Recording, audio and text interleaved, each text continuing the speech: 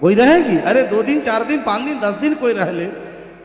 तो लक्ष्मी जी को घर में वास कराने के लिए एक ही सीधा सा उपाय है, कन्हैया को अपने घर में पधारो, खूब ठाकुर की सेवा करो, खूब ठाकुर की सेवा करो, इतने प्रेम से परमात्मा की सेवा करो कि लक्ष्मी जी तो भागे भागे चली आएंगी। बोलो राधे राधे।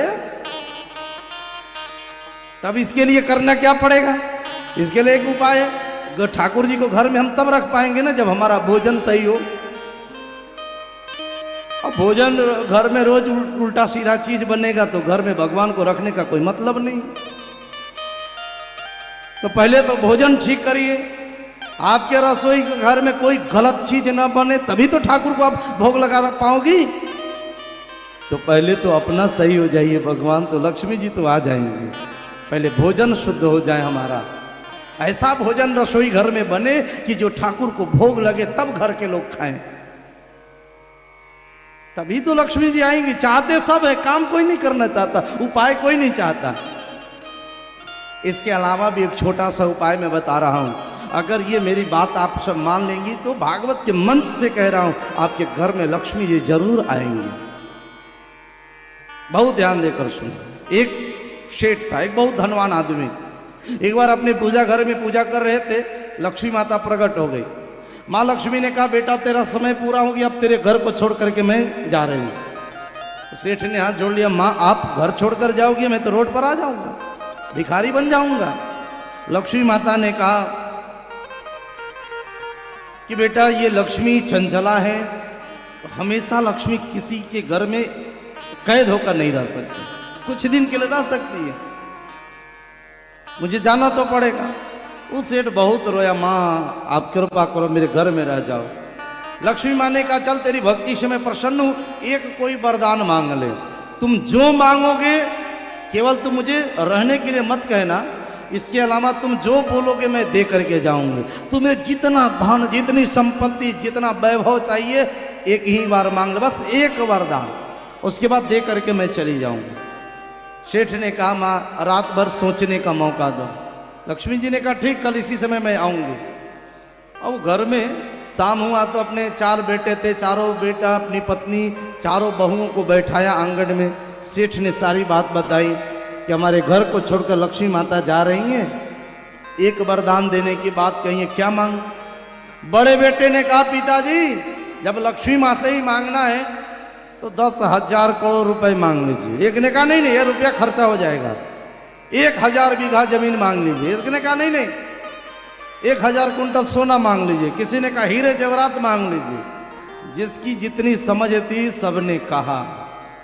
घर की जो सबसे छोटी बहू रानी थी, छोटी बहू थी, उसने कहा, बाबूजी मैं बोलूं, आप मेरी बात मानोगे? बोले, हाँ बोलो बेटी, अगर तेरी बात मानने वाली होगी तो मानूंगा।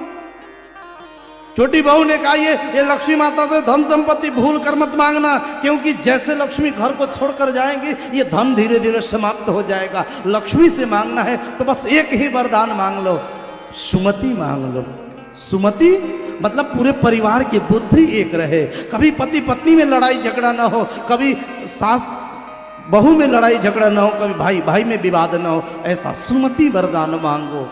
घर वाले टूट पड़े, अरे ये सुमति लेकर हम पहनेंगे कि खाएंगे, क्या करेंगे?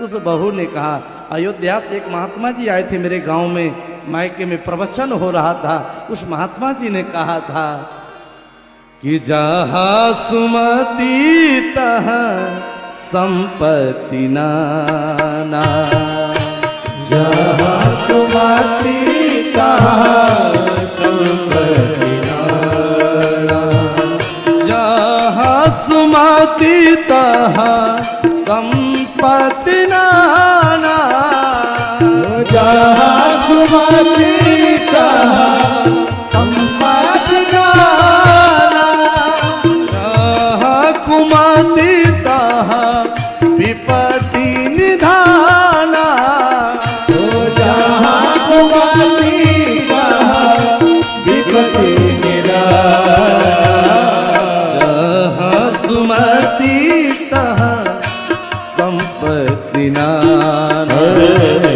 जहाँ सुमति तहाँ